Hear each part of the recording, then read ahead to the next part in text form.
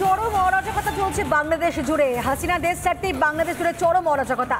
রাতের অন্ধকারে হামলা চালানোর অভিযোগ জামাতের বিরুদ্ধে। জামাতের অত্যাচারে অতিষ্ঠ বহু আন্দোলনকারী। ঠিক সেরকমই বাংলাদেশের বর্তমান পরিস্থিতি রিপাবলিক বাংলাকে জানালেন বাংলাদেশেরই এক আন্দোলনকারী। বর্তমান পরিস্থিতি নিয়ে রীতিমতো আতঙ্কে রয়েছে বাংলাদেশবাসী।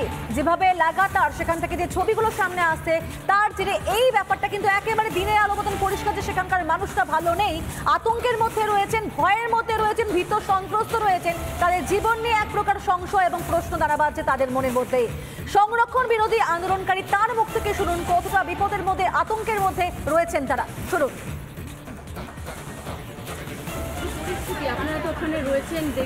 পরিস্থিতি দেশের খুব খারাপ বলতে গেলে, ধ্বংস খুব হচ্ছে আমাদের দেশে। অনেক মনে করেন ছিনতাইকারীরা ছিনতাই করতে দেশে। হ্যাঁ, মানে আমাদের আশেপাশে যেগুলো আছে অনেক লুটপাট হইতেছে আমাদের দেশে। অনেক মানে সমস্যার মধ্যে দিয়ে সবাই যাচ্ছে, মানে সাধারণ মানুষ ঘরে থাকতে পারছে না, মানে অনেক ভয় কাটছে সবাই, আশঙ্কার মধ্যে পড়ে যাচ্ছে সবাই। মানে একটু ভয়ে ভয়ে সবাইকে থাকতে চায়। রাতের বেলা করে হামলা করতেছে দুষ্কৃতিঘাতীগুলো আমাদের বাসায়, আশপাশের বাসায় যারা নেতা গাতা আছে এই বাসায় দুষ্কৃতিগুলা হামলা করতেছে আপনার। এখন বিপক্ষ দলীয় আক্রোশ শুরু হয়ে গেছে আমাদের দেশে। যে বিএনপি জামাত আছে বিপক্ষ দলের আক্রোশ শুরু হয়ে গেছে আমাদের দেশে। এর এমন মানে খুবই খারাপ অবস্থা, মানে তারা ক্ষমতা আসার জন্য একদম উঠে পড়ে লেগে গেছে। ছাত্র সংগঠনের সঙ্গে জড়িত আছেন? জি, আমরা সাধারণ আমরাই এগুলো আমি রংপুর থেকে বলছি। আচ্ছা, আপনারা তো আন্দোলন তার মানে একদম চোখের সামনে দেখেছেন? হ্যাঁ, একদম চোখের সামনে। যে এখানে ছাত্রদের পাশে এখানে অনেক সন্ত্রাসবাদীরাও ছিল, এখানে অনেকেই ছিল সন্ত্রাসবাদীরা। তাছাড়া মনে করেন স্টুডেন্টরা তো আর অপকর্ম করবে না, কাউকে খুন করবে না। এখানে আমরা তো আর কাউকে খুন, আমরা এখানে স্বাধীনতা নেওয়ার জন্য আমরা মাঠে নামছিলাম। এটা তো আমাদের কাজ না কাউকে খুন করে ফেলা, ছাত্ররা তো কখনো এটা করবে না। এখন এখানে অনেক বিপক্ষ দলীয় নেতারা ছিল এখানে, তারা এই কাজটা করছে, ছাত্রদের কাজ না এটা। এই যে এইগুলা করতেছে যারা আমাদের যারা ওইখানে যারা আছে অপোজিশনের মধ্যে, তারা আর যাদের সঠিক কোনো ইতিহাস নাই, বাংলাদেশটা কিভাবে হলো কিভাবে আসছে এই সম্পর্কে যাদের সঠিক জ্ঞানটা নাই, তারা এই কাজগুলো করতেছে। তাও গোটা কয়েক, সবাই না। এটার জন্য ধিক্কার হচ্ছে আমাদের যারা স্টুডেন্ট আছে, যারা কোটার জন্য প্রকৃতপক্ষে আন্দোলন করেছে, তারা এর জন্য প্রোটেস্ট করতেছে। তারা এগুলো যেগুলো ভাঙচুর হয়েছে সেগুলো পরিষ্কার করে আবার ঠিক করার চেষ্টা করতেছে। ছাত্র আন্দোলন কখনোই আমাদের বিফল হয় নাই, তো এটাও বিফল হওয়ার ছিল না, এটাও মেনে নিয়েছিল। কিন্তু মানার পরে একটা যে সুযোগ তৈরি হয়েছে, সেই সুযোগটা নেওয়ার চেষ্টা করছে অপোজিশন এবং হচ্ছে গিয়ে জামায়াত আমাদের, আর কিছু আন্তর্জাতিকভাবে কিছু প্রেশার ছিল। সবকিছু মিলে একটা ঘটনা ঘটে গেল আর কি, যেটা আসলে আমাদের জন্য দুঃখজনক। যারা আমাদের দেশের কি গোটা কয়েকজন মানুষ এখন বলতেছে যে এটা স্বাধীনতা, আদতে এটা তো স্বাধীনতা না। আমাদের স্বাধীনতা একবারই আসছে, সেটা ৭১। আর এই মুহূর্তে বাংলাদেশে আরো একটি আপডেট তুলে ধরছি আপনাদের সামনে। গভর্নরের পদত্যাগের দাবিতে এবার উত্তাল বাংলাদেশের ব্যাংক। ডেপুটি গভর্নর, উপদেষ্টা, আর্থিক গোয়েন্দা দপ্তরে প্রধানের পদত্যাগের দাবি। আর পদত্যাগের দাবিতে বিক্ষোভ আবারও বাংলাদেশে। চাপের মুখে পদত্যাগ করেছেন ডেপুটি গভর্নর। এই মুহূর্তে যে ব্রেকিং নিউজের দিকে আমরা নজর রাখছি, গভর্নরের পদত্যাগের দাবিতে একেবারে উত্তাল পরিস্থিতি বাংলাদেশের ব্যাংকে। সেখানে ডেপুটি গভর্নর, উপদেষ্টা, আর্থিক গোয়েন্দা দপ্তরে যারা প্রধান রয়েছেন সেই সমস্ত প্রধানদের পদত্যাগের দাবি বলা হচ্ছে, করা হচ্ছে, সেই দাবি জোরদার করা হচ্ছে। আর পদত্যাগের দাবিতে বিক্ষোভ চলছে বাংলাদেশে। চাপের মুখে পদত্যাগ করেছেন ডেপুটি গভর্নর। বাংলাদেশ ব্যাংক গভর্নরের পদত্যাগের দাবিতে বিক্ষোভ, যেখানে ডেপুটি গভর্নর, উপদেষ্টা, আর্থিক গোয়েন্দা দপ্তরের প্রধানদের পদত্যাগের দাবিতে বিক্ষোভ চলছে।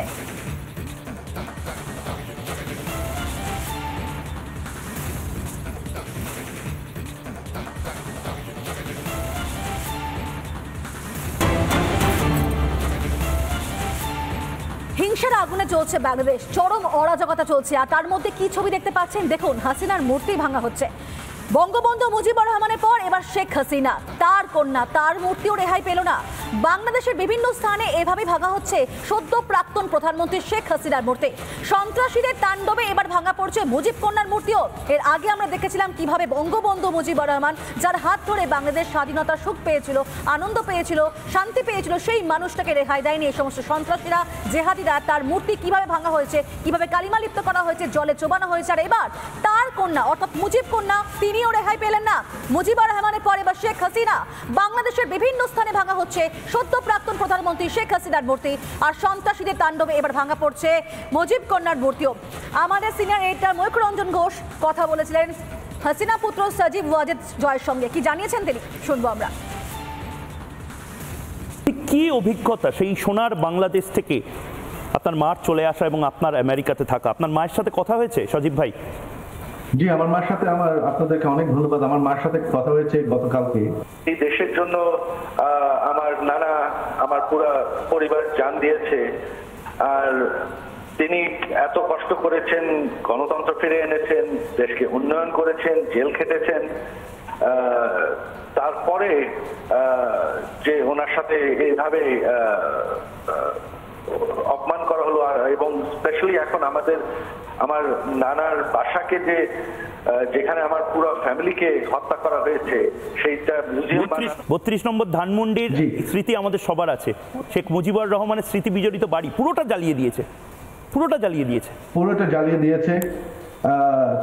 তারা আমাদের সকল নেতা কর্মীদের উপর হামলা করছে, তাদেরকে খুঁজে বেড়াচ্ছে। আমাদের বেশিরভাগ মন্ত্রীদের বাসা তো জ্বালিয়ে ফেলেছে, অনেক এমপিদের বাসা জ্বালিয়ে ফেলেছে, কয়েকজন এমপিকে হত্যা করা হয়েছে।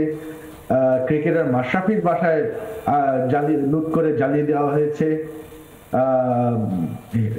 হিন্দুদের উপর তো নির্যাতন শুরু হয়ে গেছে, মন্দির পুরানো হচ্ছে, সারা দেশে এখন লুটপাট চলছে। দেশের জন্য যিনি জীবন দিয়েছেন সেই মানুষটা রেহাই পায়নি, বঙ্গবন্ধু মুজিবুর রহমান, তার মূর্তিও ভাঙা হয়েছে। আর ঠিক সেই প্রসঙ্গে কি বললেন হাসিনা পুত্র সজীব ওয়াজেদ জয় আমাদের সিনিয়র এডিটর ময়ূক রঞ্জন ঘোষকে শুনুন।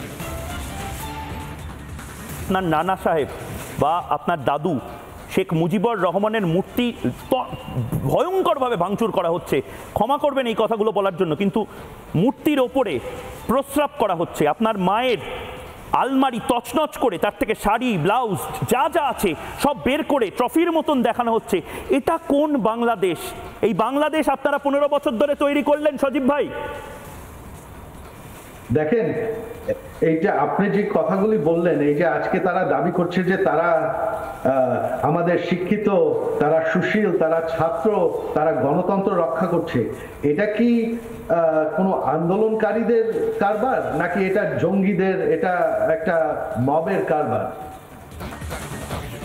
আপনারা শুনলেন যেখানে সজীব ওয়াজেদ জয় তিনি পরিষ্কার বলছেন যে এটা কি কোনো আন্দোলনকারীদের কাজ হতে পারে, যারা দেশের জন্য এত কিছু করেছেন, যার জন্য বাংলাদেশ শান্তি পেয়েছে, স্বাধীনতা পেয়েছে, সেই মানুষটাকে কোথাও গিয়ে রেহাই দেওয়া হয়নি। বঙ্গবন্ধু মুজিবুর রহমানের মূর্তি ভাঙা হয়েছে ট্রেনি হাতুড়ি সমস্ত কিছু দিয়ে, আর তারপরে শেখ হাসিনা তিনিও রেহাই পেলেন না।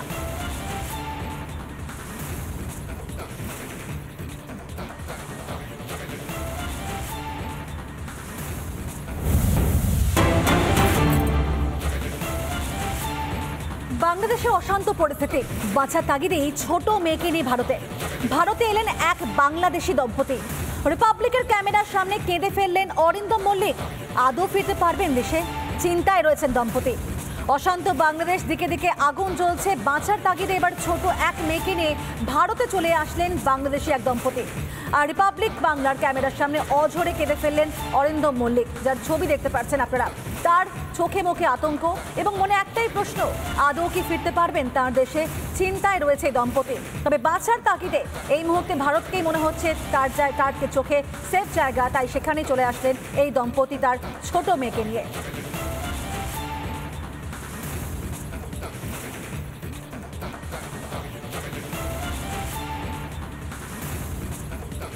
মানুষজন ভারতে পালিয়ে আসার চেষ্টা করছেন, কারণ বাংলাদেশ প্রচণ্ড উত্তপ্ত।